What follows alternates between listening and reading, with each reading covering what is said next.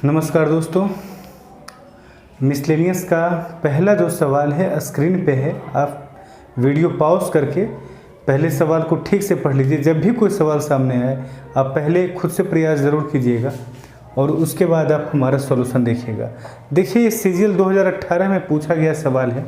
कहा जा रहा है सवाल में कि जब एक व्यक्ति अपनी वस्तु को एसपी के मतलब जिस कीमत पर वो वस्तुतः बेचा है, यदि एसपी के 7/9 कीमत पर बेचता तो उसे 44% का नुकसान होता, 44% का क्या होता, लॉस होता।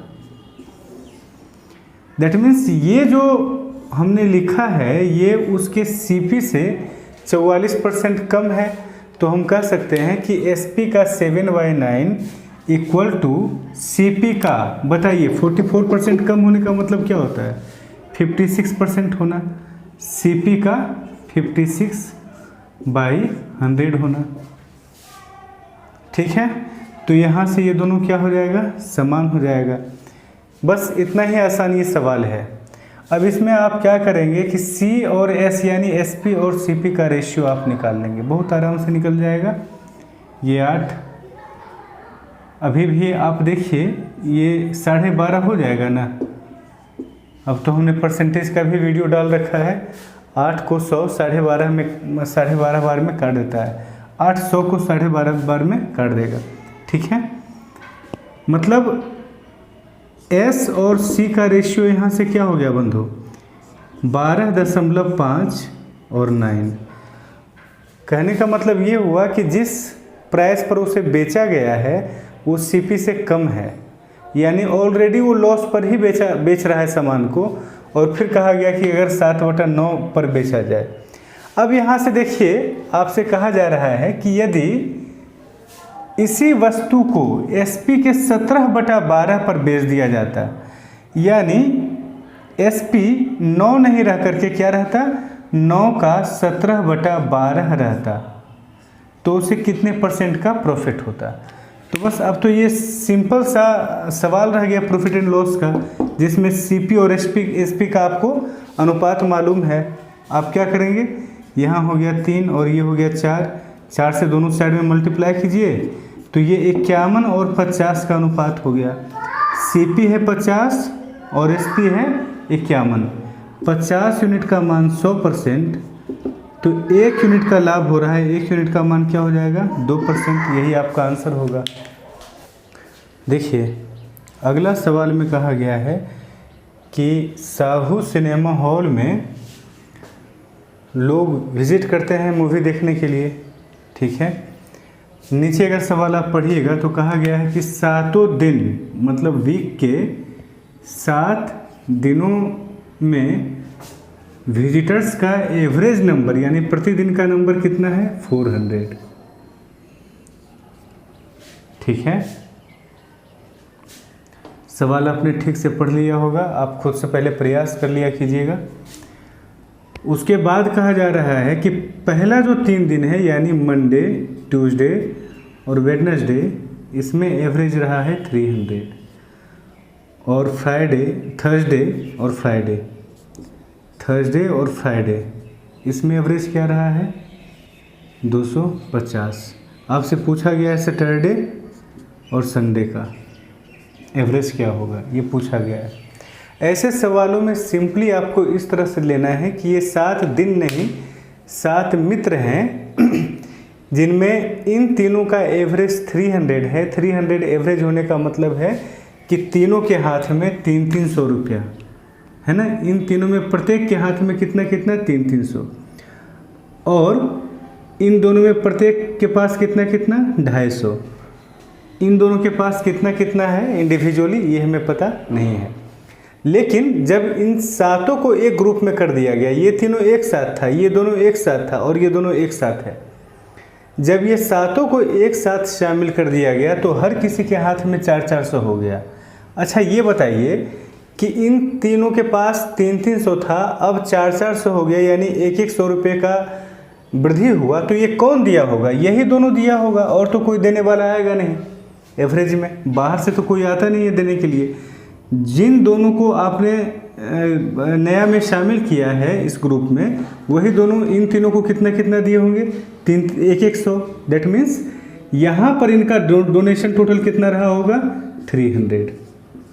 अच्छा, इन दोनों के पास भी 400 हो गया। सातों दिन का एवरेज का मतलब क्या होता है कि सातों के पास 400। तो इन दोनों ने कितना कितना दिया होगा, 150, यानी इधर भी इनका डोनेशन कितना गया होगा, 300।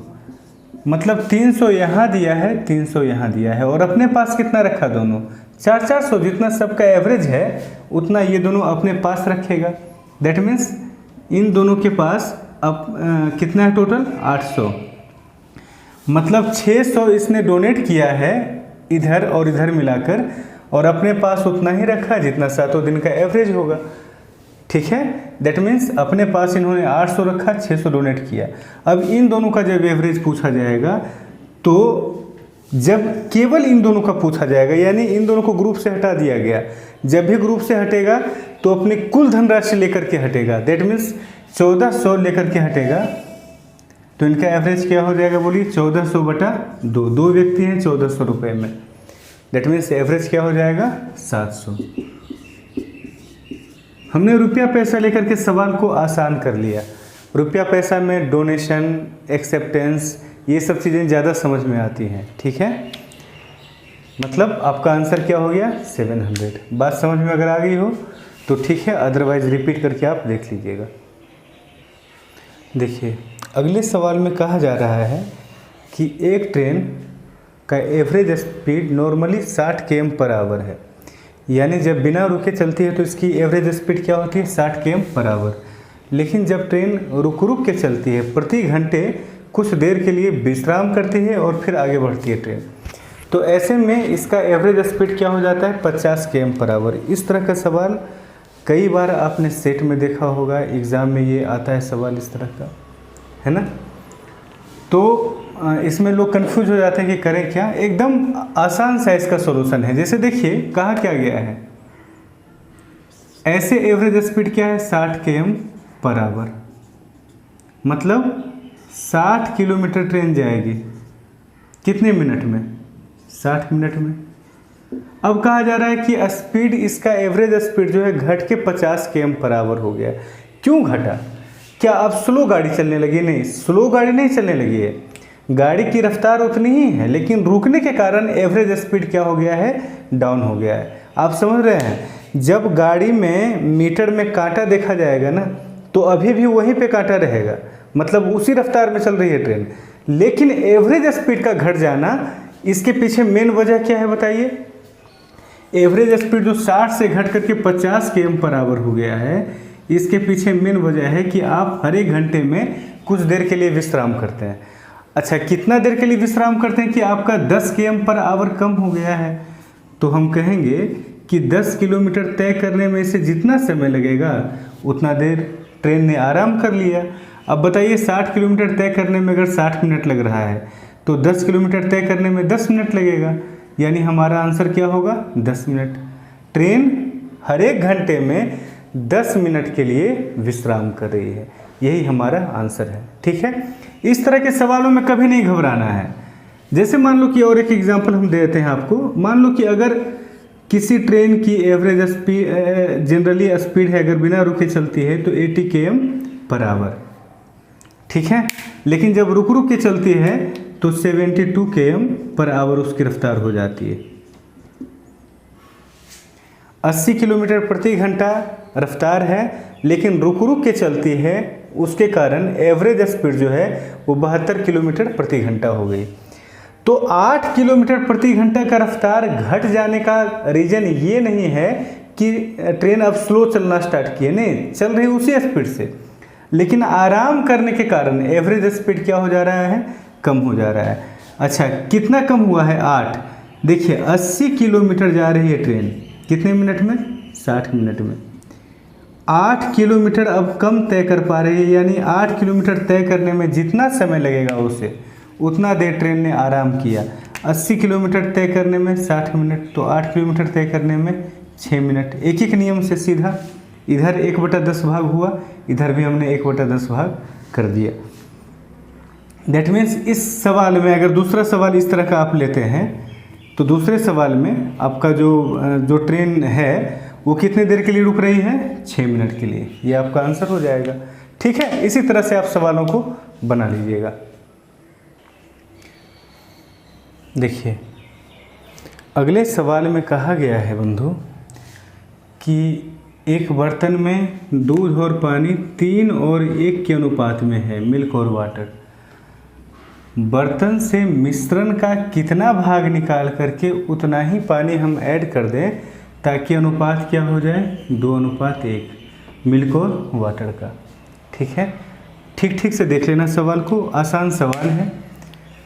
कहा गया है कि मिश्रण का कितना भाग निकालें, तो सबसे पहले तो हमने कम्बिनेशन ऑफ रेशियो आपको बताया हुआ है रेशियो में, उसमें इस तरह का सवाल भी हमने बताया है।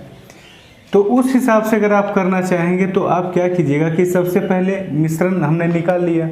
जब हम मिश्रण निकालेंगे तो मिल्क और वाटर का अनुपात क्या रह जाएगा, 3 और 1 ही रहेगा, कोई अंतर नहीं पड़ेगा मिल्क और वाटर के अनुपात में। फिर कहा जा रहा है कि इसमें जितना मिश्रण हमने निकाला है उतना ही हमने क्या डाल दिया है, पानी डाल दिया है।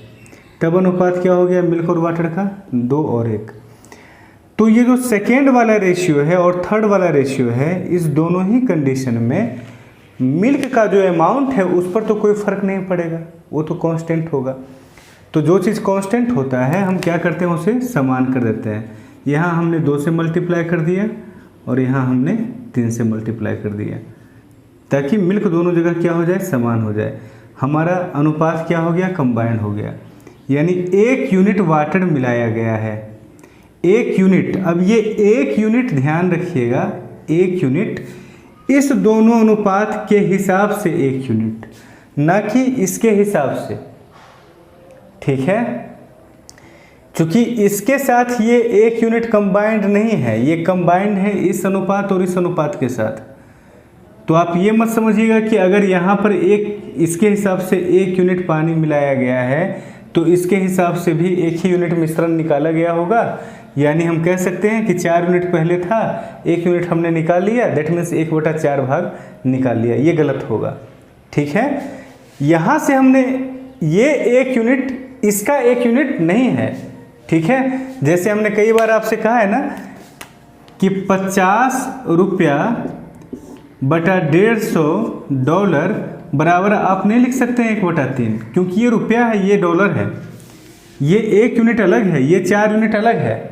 ठीक है, तो ऐसा आप नहीं कर सकते। तो करना क्या होगा, इसमें हमें इस बात को समझना होगा कि यहाँ पर इसके साथ तो कंबाइंड है ना ये 1 यूनिट। अच्छा, यहाँ पर टोटल मिश्रण जितना होगा उतना ही यहाँ पर भी मिश्रण होगा, क्योंकि यहाँ से जितना मिश्रण आपने निकाला है उतना ही पानी आपने क्या किया है, डाल दिया है। तो टोटल मिश्रण यहाँ पर जितना था, टोटल मिश्रण यहाँ पर भी उतना ही है। दैट मीन्स 1 यूनिट पानी डाला गया है, इतना मिश्रण, मतलब इतना मिश्रण बनाने के लिए 1 यूनिट पानी डाला गया है। तो इसके हिसाब से, इस अनुपात के हिसाब से टोटल मिश्रण स्टार्टिंग में कितना था, 6 3 9। अच्छा, और मिश्रण निकाला गया कितना, जितना पानी डाला गया, दैट मीन्स 1। तो कितना भाग निकाला गया है मिश्रण का, 1/9 भाग। यही हमारा क्या हो जाएगा, आंसर हो जाएगा। ठीक है, देखिए इस सवाल को एक और तरीका से आप बना सकते हैं, समझिएगा, बस समझ लीजिएगा, सवाल और आसान हो जाएगा, इससे भी ज़्यादा आसान हो जाएगा। करना क्या है, यहाँ पर आरंभ में मिल्क और वाटर का अनुपात क्या था, 3:1। ठीक है, या इधर नहीं लिख करके इस तरफ लिखते हैं। आरंभ में मिल्क और वाटर का अनुपात क्या था बंधु, 3:1। और फाइनली हो क्या गया, 2:1। एकदम स्टार्टिंग में, यानी एट वेरी फर्स्ट और एट लास्ट टोटल मिश्रण जो है वो तो कांस्टेंट होगा, उसमें तो कोई बदलाव नहीं होगा। टोटल मिश्रण का जो अमाउंट है वो तो समान है, क्योंकि जितना मिश्रण हमने निकाला है उतना ही पानी हमने डाल दिया है, तो टोटल मिश्रण फिर तो उतना ही हो गया। तो इस समय में और इस समय में टोटल मिश्रण पे कोई फर्क नहीं पड़ना चाहिए। तो हम टोटल मिश्रण को कांस्टेंट अगर कर दें तो दोनों अनुपात क्या हो जाएगा, कंबाइंड हो जाएगा। अब देखिए हम क्या करते हैं, टोटल मिश्रण को कांस्टेंट कर देते हैं, यहाँ पर 3 से गुना कर देते हैं और यहाँ पर हम 4 से गुना कर देते हैं। अच्छा एक बात बताइए, अगर किसी मिश्रण से हम 1/5 भाग मिश्रण का निकाल लें, वो दूध पानी और चीनी का मिश्रण है, तो दूध का भी 1/5 भाग निकलेगा, चीनी का भी 1/5 भाग निकलेगा, पानी का भी 1/5 भाग निकलेगा। अब अगर हम उसमें पानी डाल दें तो पानी का 1/5 भाग निकला, यानी 4/5 भाग रह गया था, लेकिन अब जब हम पानी डाल देंगे तो पानी अब ज़्यादा हो जाएगा, लेकिन दूध तो अपने आप का उतना ही रहेगा, 4/5 ही रहेगा, चीनी भी अपने आप का 4/5 ही रहेगा। यानी दूध अपने आप का कितना भाग रह गया, यदि ये हमें मालूम हो जाए तो मिश्रण कितना भाग, जितना भाग दूध का निकला है उतना ही भाग स्टार्टिंग में हमने मिश्रण को निकाला होगा। ठीक है, इस चीज़ को आप समझते हैं, रिप्लेसमेंट में हमने बताया भी है। तो आप करें क्या, जैसे ये दोनों ही अनुपात कंबाइंड हो गया है ना, तो दूध यहाँ पर कितना था 9, आरंभ में दूध कितना था 9, और अभी दूध कितना हो गया 8, यानी दूध निकला है कितना 1, कितना में 1, 9 में, यानी 1/9 भाग दूध का निकला है। दूध का कितना निकला है 1/9 भाग, यानी दूध डाला नहीं गया है ना, दूध जो निकल गया सो निकल गया। आरंभ में जो दूध आरंभ में निकला था उतना ही तो दूध निकला है। तो अगर आरंभ में दूध 1/9 भाग निकला था, तो इसका मतलब है कि आरंभ में मिश्रण भी 1/9 भाग निकला होगा, आरंभ में पानी भी 1/9 भाग निकला होगा। फिर पानी को डाल करके मिश्रण को उतना ही कर दिया गया, लेकिन हमसे सवाल तो यही ना पूछा गया कि आरंभ में मिश्रण कितना निकला था, तो 1/9 भाग निकला था मिश्रण का। ठीक है, चलिए इस तरह से भी आप समझ लिए। और तीसरा तरीका और भी सहज है, अगर आपने हमारे रिप्लेसमेंट का वीडियो नहीं देखा है तो ज़रूर देखिएगा, बहुत ही बढ़िया कॉन्सेप्ट हमने उसमें बताया है कि जब किसी मिश्रण को निकाल करके उसमें पानी डाला जाता है तो फिर क्या होता है, जितने भी तरह का सवाल हो सकता है हमने उस वीडियो में बताया है। रिप्लेसमेंट का हमने 2 वीडियो बनाया है, एक है जो पूरा कॉन्सेप्ट पे आधारित है पहला वीडियो, और दूसरा वीडियो जो हमारा है वो सवालों पे आधारित है। उसमें जितने तरह का सवाल अभी तक पूछा गया हमने प्रयास किया कि हर एक वैरायटी को कम से कम उसमें डाल दिया जाए। अगर आपको कोई वैरायटी नहीं मिलेगी आप कमेंट कीजिएगा, हम उसको उसमें डाल देंगे, अलग से वीडियो बना देंगे उस पर। देखिए कहा क्या गया है, दूध और पानी का अनुपात क्या है 3:1। मिश्रण निकाल करके उतना ही पानी डाल दिया गया, तब अनुपात क्या हो गया 2:1। ये है ना। हम ये देख लेंगे कि दूध कितना रह गया। रिप्लेसमेंट का अगर आप पहला ही पार्ट देखिएगा तो आपको ये बात समझ में आएगी कि जब हम मिश्रण निकालते हैं तो जो चीज़ सिर्फ निकल रहा है उस पर वर्क करना है। जैसे पानी निकल रहा है फिर डाला जा रहा है तो पानी पे वर्क नहीं करना है। मिश्रण का कितना भाग निकला है ये पता करने के लिए दूध का कितना भाग निकला है ये हमें पता करना होता है। हम करेंगे क्या कि दूध का परसेंटेज वैल्यू यहाँ पर क्या है बताइए। यहाँ पर अगर आप देखेंगे तो 75% मिल्क था और अब दूध कितना परसेंट मिल्क हो गया है, अब दूध 66.2/3% हो गया है। यानी दूध टोटल मिश्रण तो उतना ही है ना, टोटल मिश्रण तो कांस्टेंट है। दैट मीन्स 75% ऑफ जितना दूध है ना, जिसका 75% यहाँ हमने लिखा है उतना ही का तो 60.66% दूध अभी है। यानी इन दोनों को हम सीधा कंपेयर कर सकते हैं। इस चीज़ को समझना, दोनों ही कंडीशन में मिश्रण क्या है समान है। ठीक है, हमेशा आप ऐसा नहीं कर सकते हैं कि आरंभ में दूध था 60%, अभी दूध है 30%, तो हम कह दें कि पहले का आधा हो गया दूध। ऐसा आप हमेशा नहीं कह सकते हैं। लेकिन दोनों ही कंडीशन में अगर मिश्रण समान है तो जितना का 60% दूध था उतना ही का अब 30% दूध है, तो हम कह सकते हैं कि अब जो है पहले के तुलना में आधा हो गया है। तो दूध अपने आप का कितना भाग रह गया ये हम निकालने के लिए क्या करेंगे, इतना बटा इतना कर देंगे, है ना। 66.2/3 यानी इसे हम कह सकते हैं 200/3। दूध रह गया कितना 200/3 बटा 75। इतना भाग दूध अपने आप का रह गया। परसेंट यहाँ भी था परसेंट यहाँ भी था, दोनों परसेंट को हमने काट दिया। ठीक है, 200/3/75 इतना ही भाग दूध रह गया। अगर आप इसको सॉल्व कीजिएगा तो पता चलेगा आपको। देखिए 3 नीचे आ जाएगा यहाँ से हट करके, और ये 8 हो गया, ये 25 थी, यानी 8/9 भाग दूध रह गया। दैट मीन्स दूध का 1/9 भाग निकला था, और दूध का जितना भाग निकला था उतना ही तो मिश्रण का भी निकला था। तो इस तरीके से भी हम सवाल को समझ सकते हैं। ये रिप्लेसमेंट है, आप हमारा वीडियो ज़रूर देखिएगा रिप्लेसमेंट का। ठीक है, फिर से हम कह रहे हैं यहाँ पर आपको इतना बटा इतना हमने सीधा इसलिए किया क्योंकि जितने का 66.66% अभी दूध है, उतने ही का 75% दूध पहले था। तो दोनों को हम डायरेक्ट कंपेयर कर सकते हैं।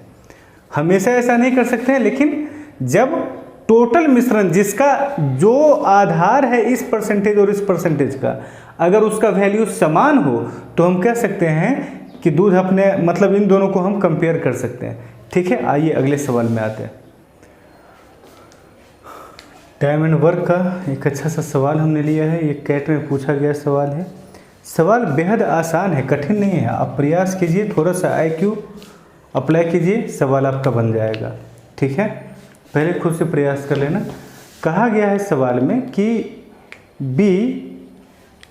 बी को 25% अधिक समय लगता है ए की तुलना में एक कार्य को करने में। ठीक है, यानी वर्क अगर निश्चित हो तो ए और बी के समय का अनुपात क्या है? 4:5।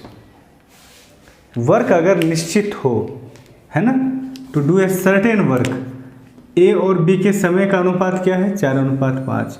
तो इनके एफिशिएंसी का अनुपात क्या होगा? 5:4।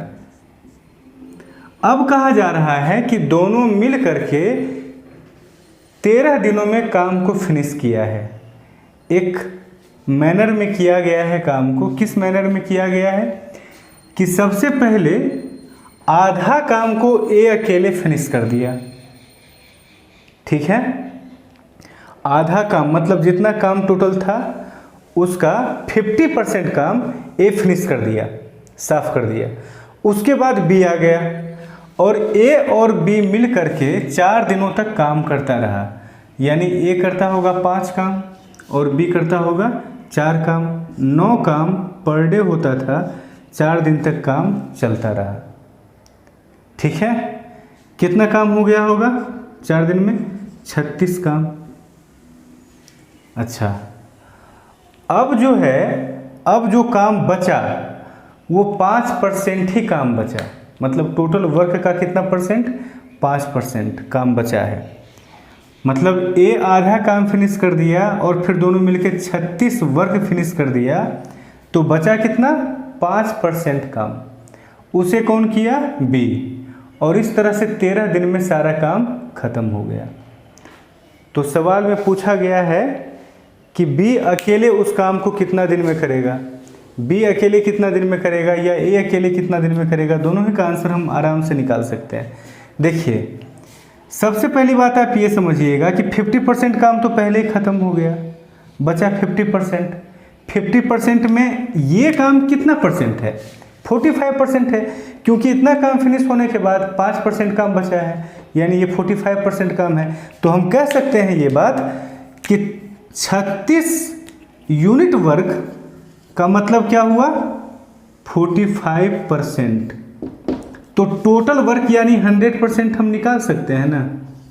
100% यहाँ से हम निकाल सकते हैं। देखिए 4 और 5 का अनुपात है, 9 चौक 36, 9 पचे 45। तो 5 और 4 यानी ये कितना हो जाएगा? 80 यूनिट वर्क। आप समझ रहे मेरी बात को? कैसे हमने लिख दिया? 45% का मान 36, तो 100% का मान 80 होगा। ये हमने कैसे देखा? ये 4 और 5 का अनुपात है, तो यहाँ भी हम 4 और 5 का अनुपात में लिखेंगे। 5 यूनिट का मान 100, तो 4 यूनिट का मान 80। ये सब चीज़ दिखना चाहिए आपको। ठीक है, ऐसा नहीं कि अब 36/45 गुना 100 करके हम, ऐसे दिखना चाहिए। मतलब आप फ्रैक्शन ऑफ सेकेंड में इन चीज़ों को लिख सकें। तो टोटल वर्क कितना है? 80। अब कहा गया है कि बी कितने दिनों में करेगा? तो भाई काम है टोटल 80, बी की इफिशियंसी है 4, यानी 20 दिन में काम खत्म हो जाएगा। यही आपका आंसर होगा। एक के बारे में पूछा जाता तो 16 दिन हो जाता, 80/5 यानी 16 दिन। चलिए ठीक है।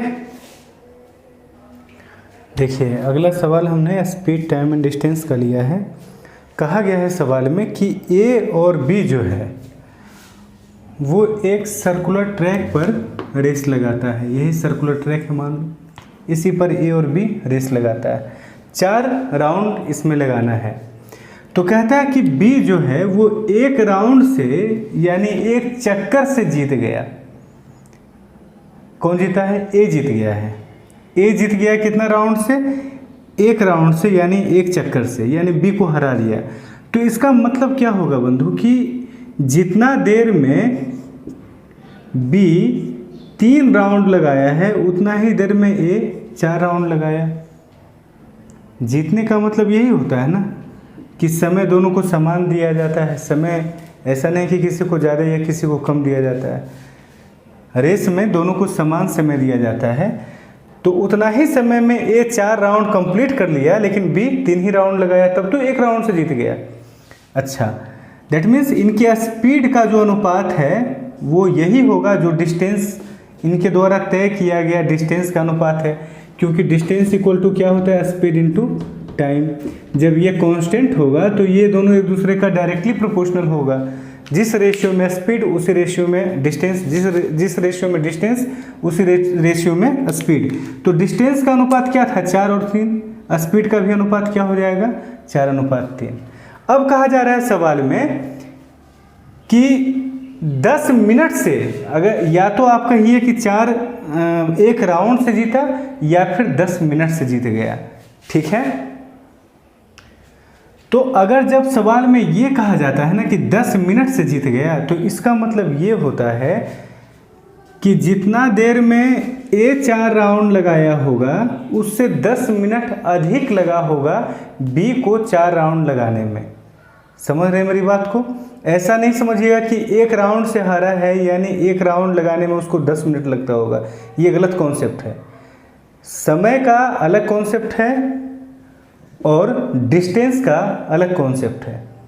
अगर कहा जा रहा है कि 200 मीटर से जीत गया रेस, इसका मतलब ये है कि पहला जो जीता है वो गोल पे पहुंचा और दूसरा जो है वो 200 मीटर पीछे है। समान समय वहाँ रखा गया। लेकिन अगर कहा जाए कि 10 मिनट से जीता है या 20 मिनट से जीत गया है, इसका मतलब ये होगा कि इस कंडीशन में डिस्टेंस को कांस्टेंट रखा जाएगा। मतलब डिस्टेंस दोनों ही समान तय करेगा। 20 मिनट से जीतने का मतलब क्या होगा कि हारने वाला 20 मिनट बाद पहुंचा है गोल पे। आप मेरी बात को समझ रहे हैं? तो सबसे पहली बात, अगर दोनों के स्पीड का अनुपात 4:3 है तो समान दूरी के लिए दोनों के टाइम का अनुपात हम निकाल लेंगे। टाइम का अनुपात क्या हो जाएगा? 3:4, यानी 1 यूनिट अधिक समय लगा है बी को। समान दूरी यानी चारों राउंड कंप्लीट करने में ए को जितना समय लगता है उससे बी को 10 मिनट अधिक लगेगा। यानी 4 राउंड कंप्लीट करने में बी को कितना लगेगा? 40 मिनट, और ए को कितना लगेगा? 30 मिनट। ठीक है। अब सवाल में पूछा क्या गया है? सवाल में मेनली यही पूछा गया है कि 1 राउंड लगाने में ए को कितना समय लगेगा। तो भाई 4 राउंड लगाने में 30 मिनट लगता है। 1 राउंड लगाने में 30/4 यानी 7.5 मिनट का समय लग जाएगा। ये आपका आंसर हो जाएगा। ठीक है। देखिए अगला सवाल का कॉन्सेप्ट भी हमने वेरिएशन में बता रखा है। कहा गया है 3 मित्र हैं ए, बी और सी। ए, बी और सी है। निश्चित दूरी तय करने में ए 49 स्टेप लगाता है, बी 50 स्टेप लगाता है और सी 51 स्टेप लगाता है। ठीक है। और फिर सवाल में कहा जा रहा है कि निश्चित समय में, है ना, जितने समय में ए 10 स्टेप लेता है उतने ही समय में बी 9 स्टेप लेता है और सी 8 स्टेप लेता है। अब आपसे पूछा गया है कि रेस जीतेगा कौन, जिसकी गति सबसे अधिक होगी ना रेस वही जीतेगा। और अगर आप हमारा वेरिएशन का वीडियो देखे होंगे जिसमें हमने इस तरह का सवाल कराया है, उसमें हमने बताया है कि जो स्पीड है वो डायरेक्टली प्रोपोर्शनल होता है दो चीज़ों का, एक number of step per unit time यानी निश्चित समय में लिया गया स्टेप, दूसरा लेंथ ऑफ स्टेप। तो इन दोनों का गुणनफल जिसका सबसे ज़्यादा होगा वही रेस को जीतेगा। नंबर ऑफ स्टेप मतलब अगर 1 मिनट के लिए दोनों को दौड़ाइए, दो व्यक्ति को दौड़ाइए, तो ज़्यादा स्टेप कौन लगाता है 1 मिनट में, उस पर भी स्पीड आपका निर्भर करता है। और दूसरा दोनों में स्टेप की लंबाई किसकी अधिक है उस पर भी डिपेंड करता है, दो चीज़ों पे डिपेंड करता है। अगर आपको बात समझ में नहीं आ रही हो तो आप वहाँ जाके हमारा वीडियो देखिएगा, किस चीज़ का, वेरिएशन का, ठीक है। तो लेंथ ऑफ स्टेप हमारा यहाँ से देखिए निकलेगा, और नंबर ऑफ स्टेप दिया हुआ है, सवाल में कहा गया है कि जितने समय में ए 10 स्टेप लगाता है उतने समय में बी 9 लगाता है, सी 8 लगाता है। दैट मीन्स सबसे ज़्यादा फुर्तीला कौन है, ए है। जितने समय में सी 8 स्टेप लगा रहा है उतने समय में ए 10 स्टेप लगा दे रहा है, यानी इसके अंदर स्फूर्ति ज़्यादा है, तो उस हिसाब से स्पीड इसकी अधिक होनी चाहिए, सबसे अधिक इसकी होनी चाहिए, उसके बाद इसकी, उसके बाद सी की। अच्छा, लेंथ ऑफ स्टेप निश्चित दूरी तय करना है। ए मात्र 49 स्टेप में यहाँ पहुँच गया है, यहाँ से यहाँ तक, बी को 50 स्टेप लगाना पड़ा और सी को 51 स्टेप लगाना पड़ा। यानी सबसे लंबा स्टेप किसका होगा, लेंथ ऑफ स्टेप भी किसका सबसे अधिक होगा, ए का। तो ए सबसे ज़्यादा फुर्तीला भी है और छलांग भी सबसे बड़ी इसी की है। दैट मीन्स डेफिनेटली जीतना चाहिए किसको, ए को। यही हमारा आंसर होगा। इस सवाल को बनाने की कोई आवश्यकता नहीं थी। देखिए टाइम एंड वर्क का फिर हमने एक सवाल लिया है, बेहतरीन सवाल है, आप कीजिए। थोड़ा सा अलजेब्रा भी इसमें है लेकिन ज़्यादा कठिन नहीं है। देखिए खुद से पहले प्रयास कर लेना। कहा गया है सवाल में कि x माइनस 2 व्यक्ति मिलकर किसी कार्य को x दिनों में फिनिश कर देगा, ठीक है। अगर x प्लस 7 व्यक्ति आए तो उस कार्य के 75% भाग को, कितना, 75% भाग को कितने दिनों में फिनिश करता है, x माइनस 10 डेज में। अच्छा 75% वर्क को अगर x माइनस, ये तो बस थोड़ा कंफ्यूज करने के लिए आपको दे दिया है, 75% वर्क को अगर इतना दिन में करेगा तो 100% वर्क को कितना दिन में करेगा, 75% वर्क को करने में इतना समय लगता है, तो 100% में 4/3 से हम मल्टीप्लाई कर देंगे, यानी x माइनस 10 इंटू 4/3। इतने दिनों में पूरे वर्क को यानी 100% वर्क को कितने लोग मिलके कर लेंगे, x प्लस 7 लोग मिलके कर लेंगे, ठीक है। इसके बाद कहा जा रहा है कि अब इसी काम को x प्लस 10 इतना व्यक्ति मिलके करे तो कितने दिनों में कार्य फिनिश होगा, यही सवाल है ना। देखिए यहाँ से x माइनस 2 व्यक्ति x दिन में कर रहा है, दैट मीन्स हम ऐसा कर सकते हैं ना, टोटल वर्क क्या हो जाएगा, व्यक्ति इनटू टाइम। अच्छा यहाँ से भी टोटल वर्क क्या होगा, व्यक्ति यानी x प्लस 7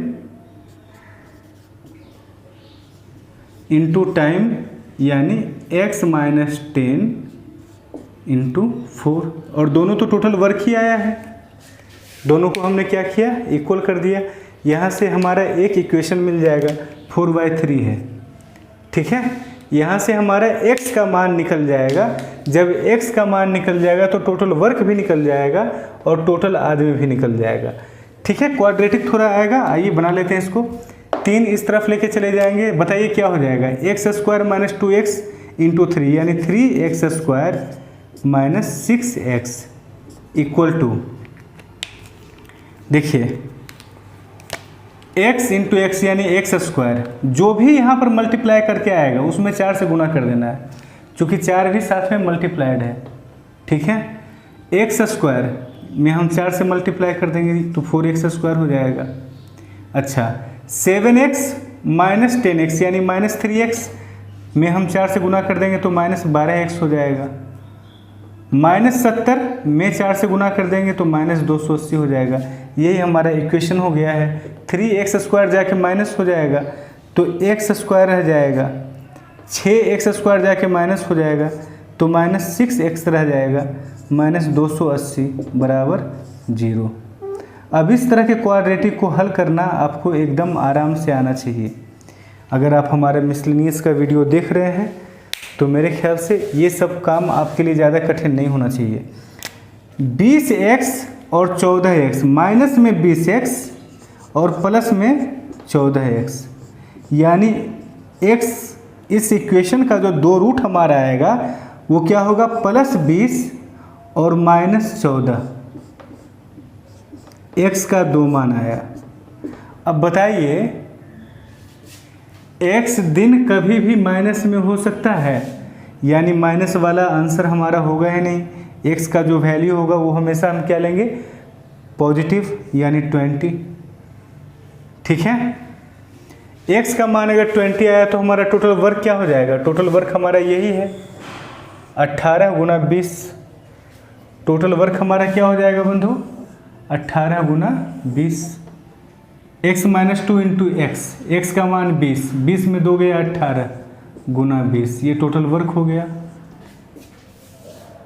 आदमी कितना कहा गया है, x प्लस 10 यानी 20 प्लस 10 30। टोटल वर्क को हमने टोटल आदमी से डिवाइड कर दिया तो नंबर ऑफ डेज यहाँ से हमारा आ गया। आंसर क्या हो जाएगा, 12 दिन। ठीक है, तो ये कुछ सवाल आज हमने मिसलेनियस के तहत किया।